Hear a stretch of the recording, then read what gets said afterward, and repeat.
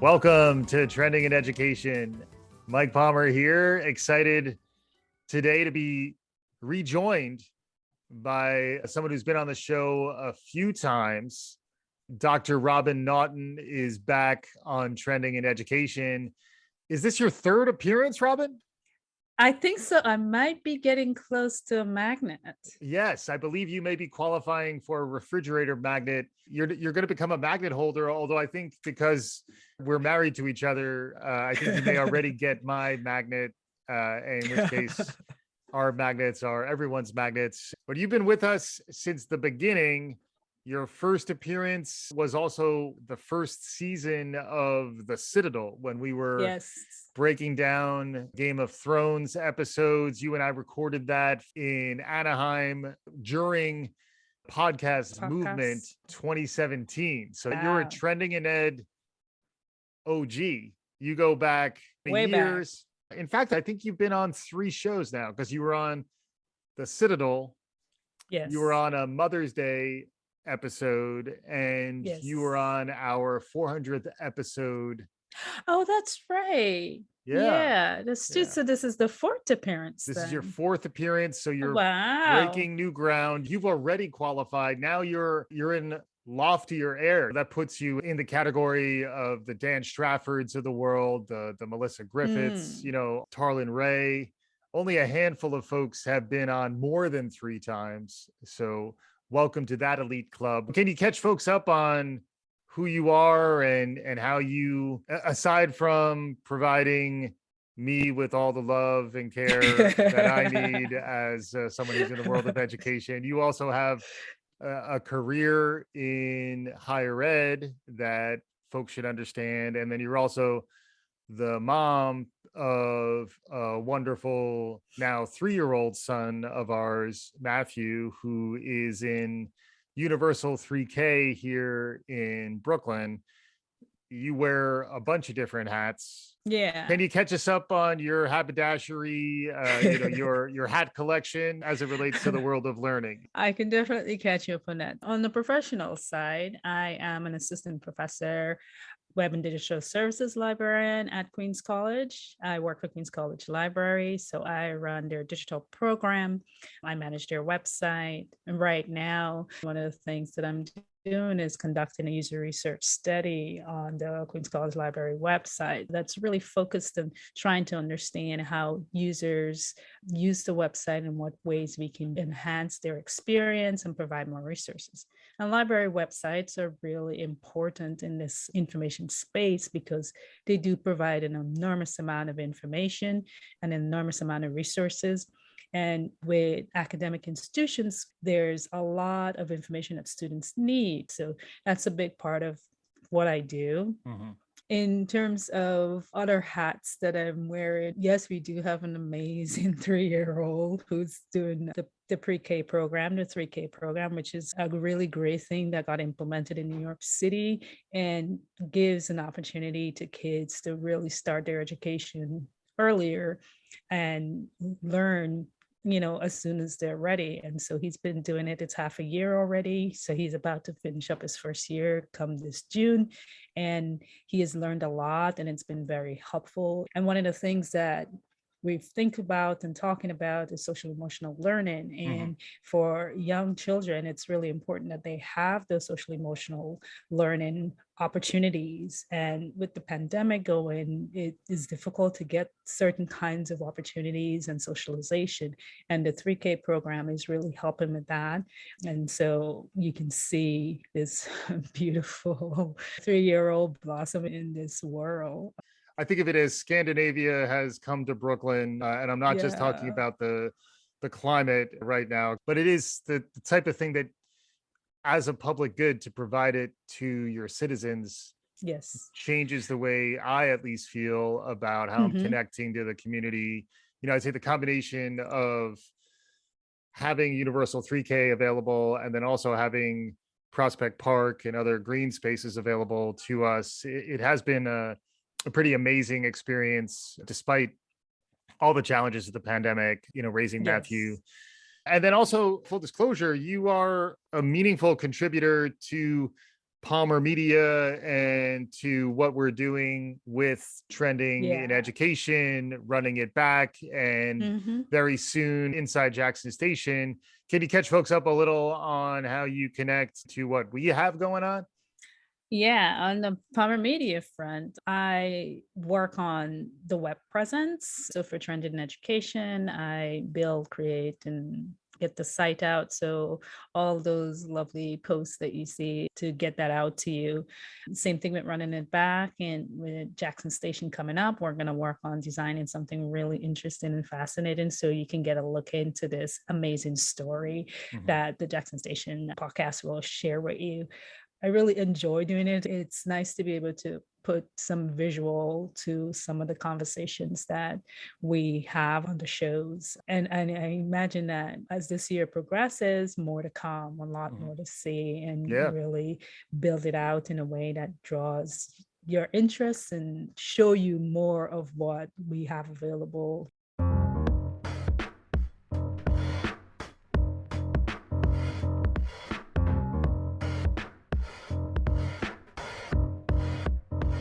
Everyone's dealing with the complexity of the Omicron spike, and now hopefully it's cresting, and it will be crestfallen soon, we hope.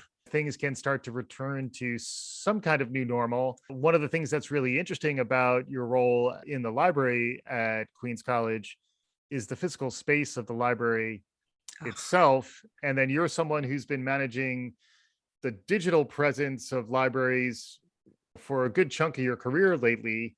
Now there's going to be more conversations about the blend. You can be on campus and understand the role that the physical spaces, like the third place component of the library. Can you catch us up a little on what's new and emerging, thinking about the digital divide and the design of library spaces, both physical and online, heading into 2022?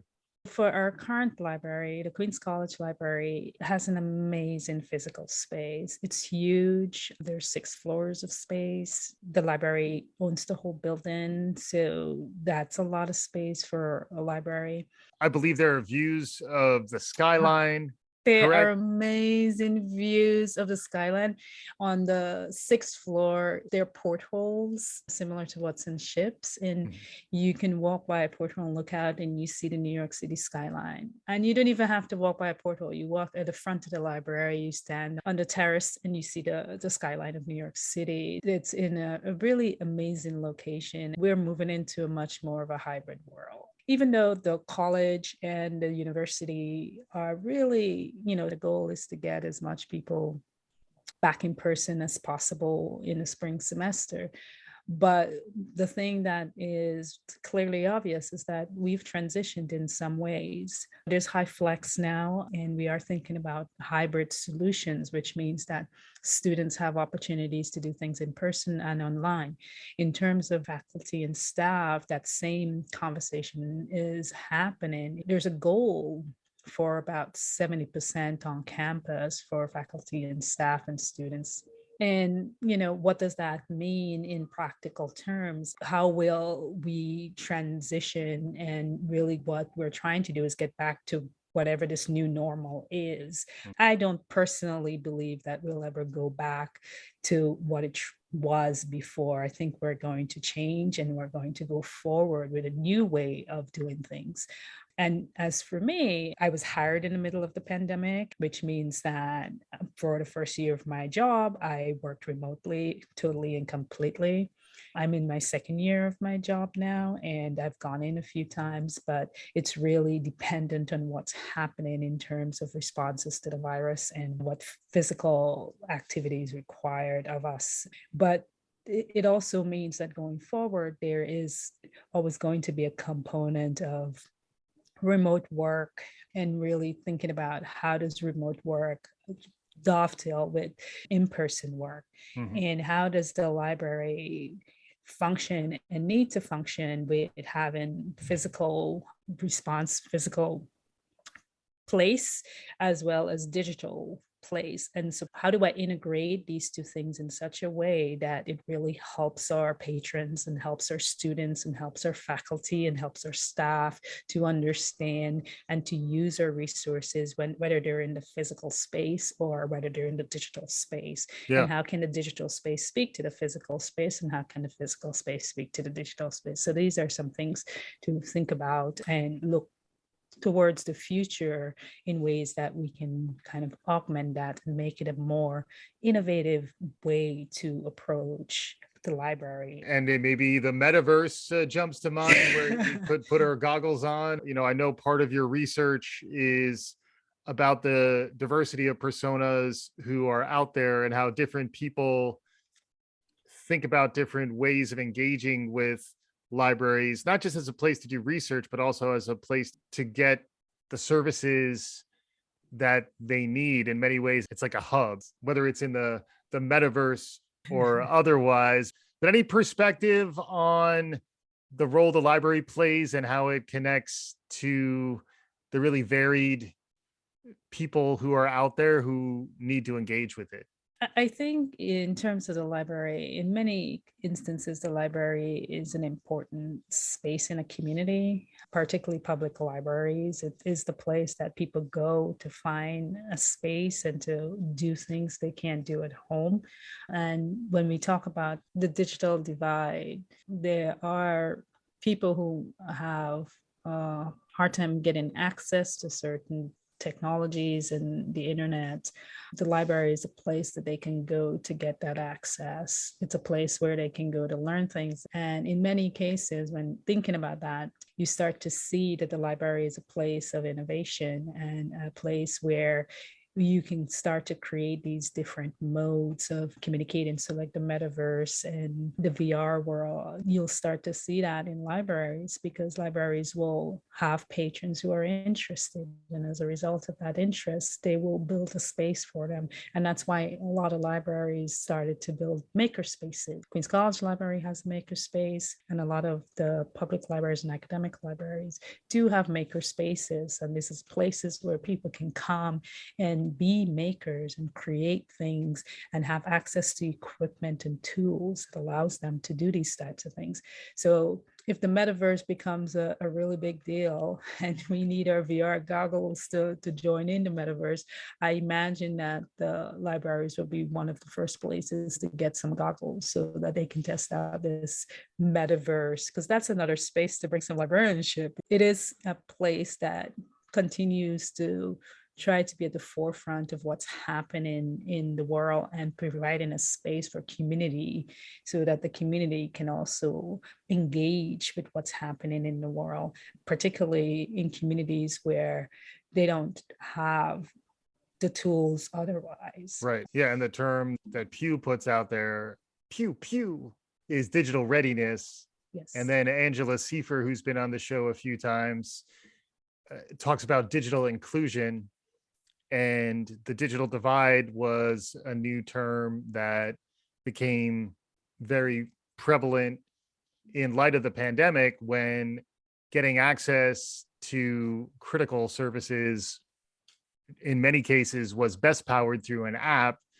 And then depending on the population you're serving, particularly if you're thinking about older populations, immigrant communities, first generation folks who may not have thought about digital first, the way they handle their banking is they go to the bank, and the way they handle their social needs is they go to a building and they talk to someone who will help them. And that's why I do think libraries are a really interesting space, because they are being forced into some kind of digital footing, which is like the stuff that you work on. And then one of the contexts in which that digital stuff is being delivered is a physical space. And then they also serve the full range of personae out there in the world around us. We are talking about some cutting edge stuff. When we talk about cutting edge stuff, that brings me to one of my favorite digital humans, Nancy. You've listened to many episodes with Nancy. You haven't actually met Nancy. Do you want to take this opportunity to meet Nancy and have a bit of a conversation? Sure.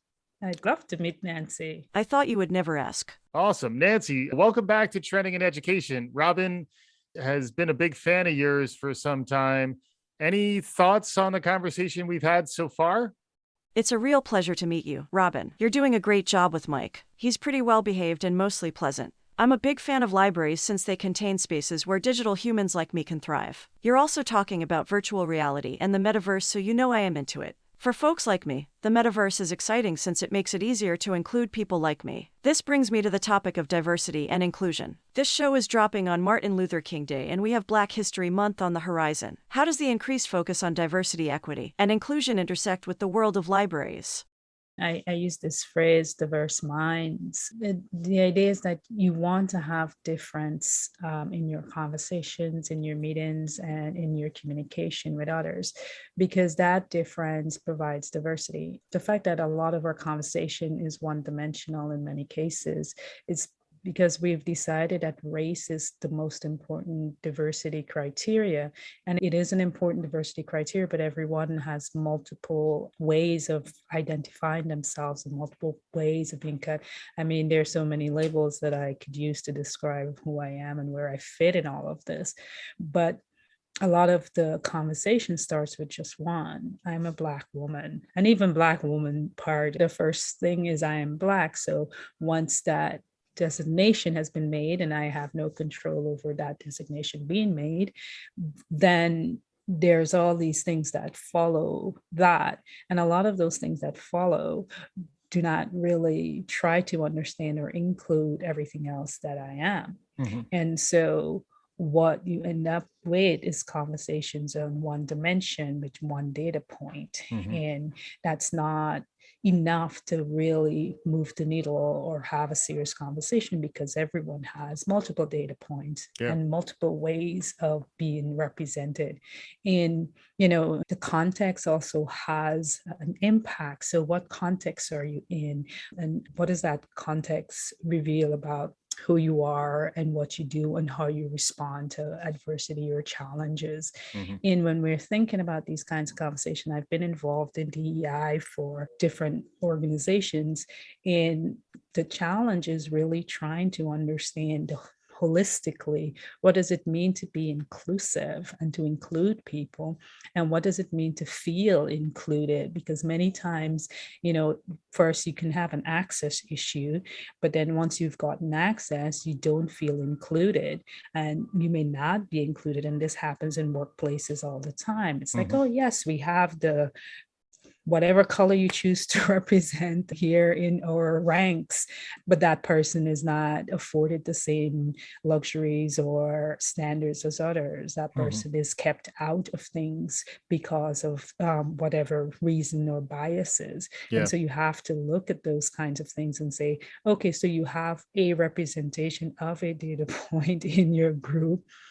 What does that mean? And does that make a difference? Is that person being given the respect that they need to really deal with the issue at hand? Yeah. And one of the things that you're seeing across the country is that we are starting to bring in chief diversity officers and people focused on DEI. And a lot of organizations now are really focused on it and trying to implement diversity initiatives throughout their processes and throughout their work. It is a challenge. And my challenge to everyone is to have this conversation that is more than one data point. Have it about thinking, have it about gender, have it about race, have it about different views across domains, across ideas. Neurodiversity. Yeah, exactly.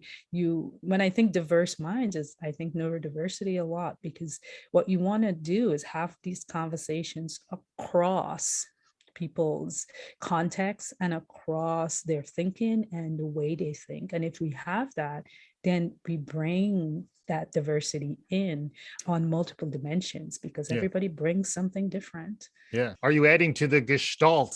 I like to say the word gestalt, but are you adding to the gestalt, the sum of the parts?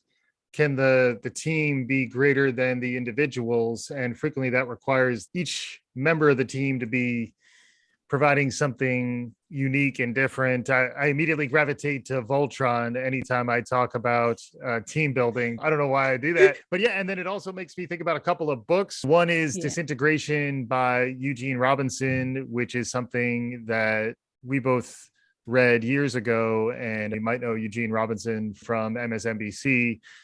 He's also a columnist for the Washington Post, but author, and wrote a book about the different dimensions of what tends to be monolithically understood as Black people in America. So that was one that, I know you in particular have talked to me a lot about that, Robin, and I think that one definitely evolved a bit of my thinking. And then the second one is The End of Average by Todd Rose out of Harvard Graduate School of Ed, which can be boiled down to one size fits none. But anytime you try to understand folks on a single aspect of their identity, there is almost an othering that's implicit in that. And the aspect of diversity, equity, and inclusion that's been really most intriguing to me is the belonging component. And if folks are identifying you, even within the group, as exclusively along one dimension, you're just going to set yourself up for some faulty reasoning and some biases, even though, in the case of a history of racism in the US and elsewhere, not being able to discount the impact of any of these dimensions is the other component. Any quick reflections on those two books? I think they're two good choices. In terms of Disintegration by Eugene Robinson, he really breaks down the idea of Black America, this idea that there's one, you say Black and it represents everybody, which is not true, and it's not true of any group. So he talks about, the different types of people or Black people that are represented in some of this, and really talks about the newly rich Black folks who are in the upper echelons of our society and have amazing power and money. He talks about like the Oprah, Obama, like the transcendent group. He also talks about, the Black folks who are living in the projects today, that, they're poor and they're disenfranchised and, they're treated a certain way. And that's a different group. Which is kind of like the underclass almost. Mm-hmm. Yeah. And then there's the middle class in there, like the everyday working folks who, sit right between that group. And then the fourth group he talks about is the immigrant group, the immigrants who came and who are here. And he talks about the generations of those immigrants and what that means. And for each of these groups, it is a different kind of conversation because their worlds are different, their context is different. And I think understanding that will help you understand how to approach certain things, because the fact that we're all grouped as one is a problem, because this is not the life that people live. They live in a particular context in a particular time. And in terms of Todd Rhodes' End of Average, the idea that we do the average and we solve problems is not true.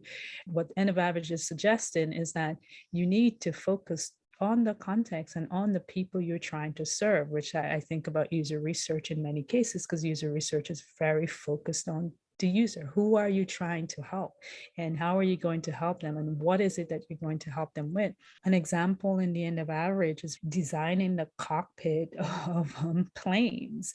They designed it for what they considered an average person, and let's rephrase that, an average man, an average white man. And what happened was it didn't work for just about most of the pilots in there. The tall people had problems, the short people had problems, and it couldn't work. And so you have to design for the people who are going to use these things, and you have to design it in such a way that, they are ways of adjusting, and this leads to modularity, the ability to adjust, so if a tall person is there, you have seat adjusters, you can look at your cars and all these sorts of things, they can be adjusted. And if you just design it for one view of what average is, then you miss all the other things that makes the context and the person. And a lot of times that average is not an actual human.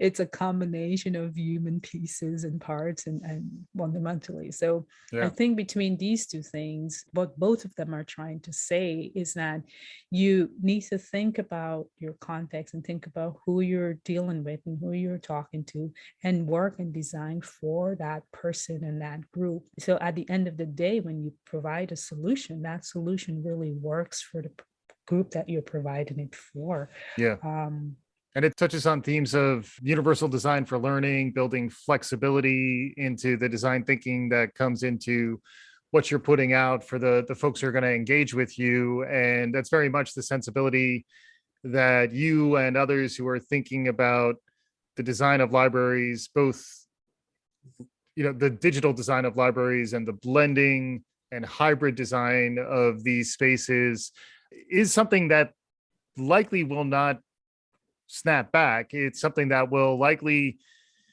continue to push forward in interesting ways. Also, issues of density and access to open air and outdoor spaces is going to continue to push libraries to be innovative. And in universities in particular, it's a place where a lot of the transformation of the space is happening first in the library, and then it's kind of cascading out into the other parts of our mental models of higher education.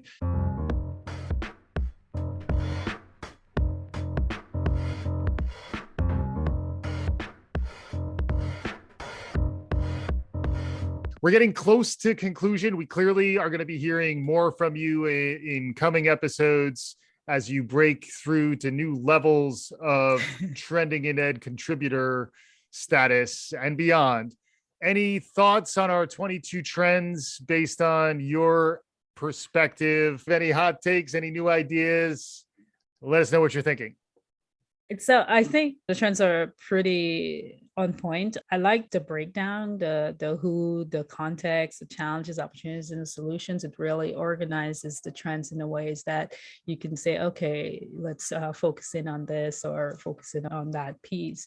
It was good to see the trends in terms of thinking about the backlash and social justice and racial equity components, because politicization of what's going on today. And a big part of our consciousness today is very much about how are we going to deal with what's happened and what is happening in the world. And social justice is a big part of that conversation. So I do think that keeping an eye on what's going on in our space and even in our libraries and our schools. It's a big conversation in the schools as well, because people are dealing with these issues, not just in the home, but outside the home and in the schools and even in the colleges.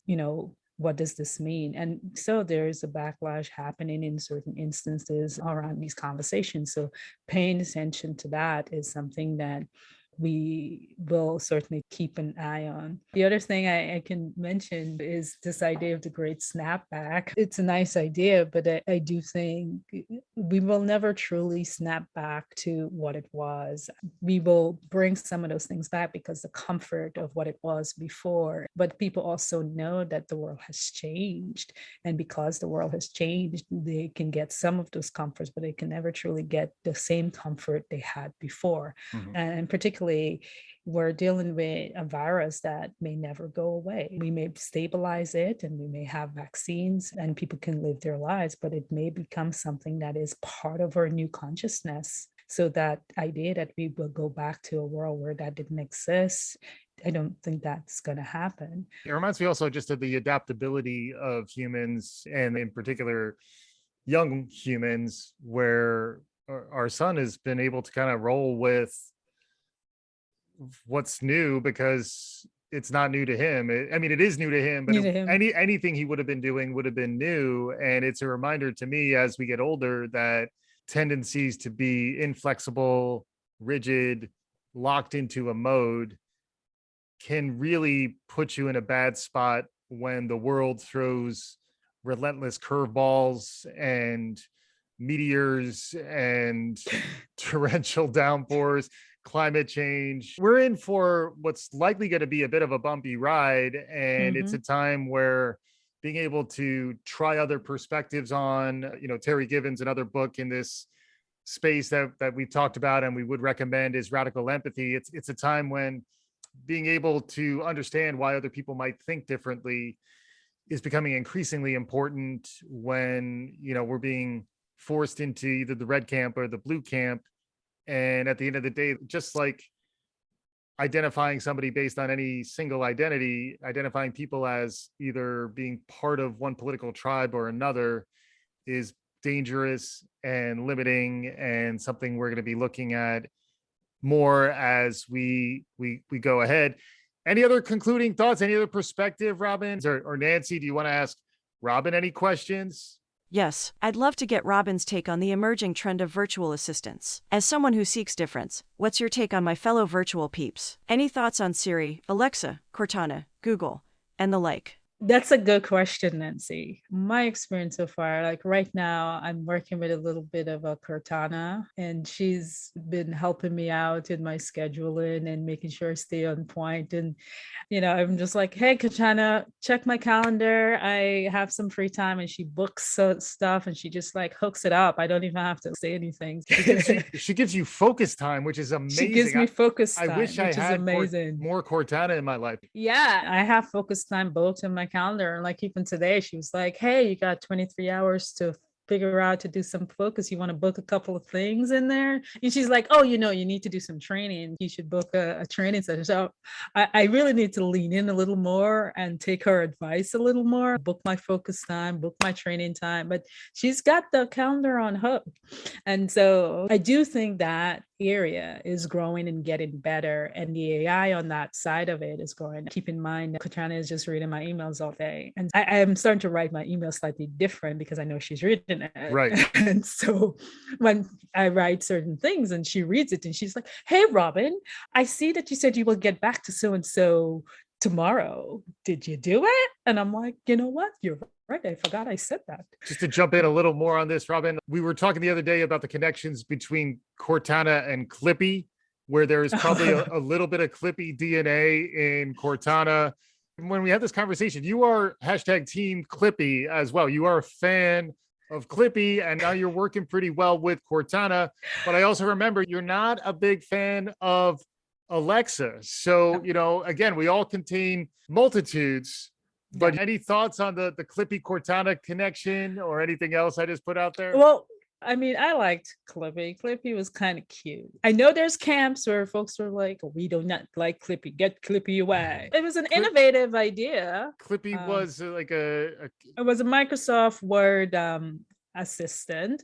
And so when you're in there, Clippy would randomly show up and say, hey, do you need a tip on something? But a little cartoony, a little cartoony, looks like a paper clip. It was cute. It was very cute. It was ahead of its time. But the idea of that has been nice. And so Cortana today is kind of similar idea. In terms of Alexa, my concern is that she just listens to everything. And, whereas Cortana is like reading my emails all day, but it's my work email. Go for it. But Alexa's like hanging out in your house, waiting for you to call her name. And she's like, what are you saying now? And she's listening to you and she's recording you. And, it's fine for what it is. But there is something to be said for the listening devices. And, it's in their future and it's a growing area, which is understandable because then it makes life easier for many things. But I'm going to hold off until I don't have to. I don't need someone in my living room listening to me all day. Suddenly, Alexa is reminding me of single white female. Alexa is a stalker within your own house, which is why we're generally an Alexa-free household. The novelty of it was really great because you're like, oh, I can say this, I can have Alexa tell me this and Alexa do that. But then, over time, you start to understand that in order for Alexa to respond to you, Alexa has to listen to you and has to listen to you all day until you say her name. And when you say her name, she's like, oh, okay, you're talking to me now. All that time you weren't talking to me, but I was listening. Right. And so I think as of right now, we're Alexa free household because I don't need Alexa listening to us every day, all day. But I am trying to give our virtual assistants some opportunity and space to be who they want to be. That's why when Cortana came up in this new world, I was like, you know what? I will give it a shot. why not? And see where that goes and see how that helps out. Because I imagine that this world is growing and assistants are getting better and they're using more AI to understand humans and to be able to help humans even further. And I know there are tools and technologies out there that are really focused on getting to that improvement. And that really leads us to think about, what are some of the things that these virtual assistants will be able to do for us in the future that we do now that we want to outsource to them. And that's one of the big questions with many of these kind of virtual assistants, because even if you think about password assistants and all these tools, it really is about outsourcing some of the things that we do that takes up space and time that a machine can do much better, much faster, more efficiently. So it is a negotiation. I think the future is negotiating that space, and the virtual assistants will want more and more, and the humans will want to give more as well. So there's more to come. So I feel like that's something we should be watching as well. Absolutely. Nancy had to run during your reply there, but the other thought is the idea of composable services. And if you could open up to the user the ability to configure your own virtual assistant, grabbing the best components from Siri and Alexa and Cortana and Google, because Google doesn't have a name. It's just like the Force. It's okay, Google, and it's not even a human's name. Interesting design choices happening on the other side. Why can't more of those be opened up to users to allow for some flexibility, configurability? Interesting stuff. Keep an eye out for that, Nancy. Maybe we'll be tuning you with more input from folks like Robin and others moving forward. Robin, as we conclude here, any final thoughts, any takeaways for our listeners who've been engaging in this conversation, trying to get a read on where the future of education is headed? One of the big takeaways from this conversation is that we should think about drawing more difference into our day-to-day and diversity into our day-to-day. And if you can see beyond one data point on a subject, you can bring more to a conversation.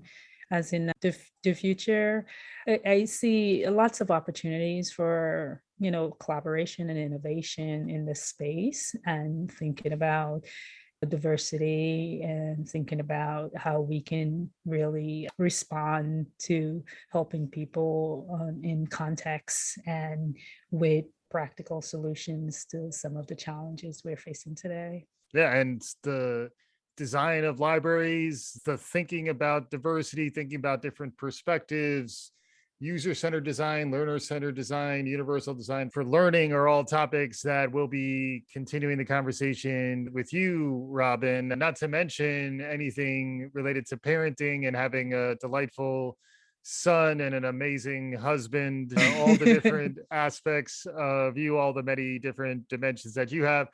Thank you so much for everything you've done supporting me through this crazy ride that we're on here at Palmer Media. Thank you very much for joining us on today's episode, and we look forward to having you on more regularly heading into the future. Thank you very much. It was great to be here, and you're doing a great job, and we have an awesome 3-year-old. So kudos to both of you. Hooray for us. If you like what you're hearing, tell a friend, subscribe, share the good word. We'll be back again soon. This is Trending in Education.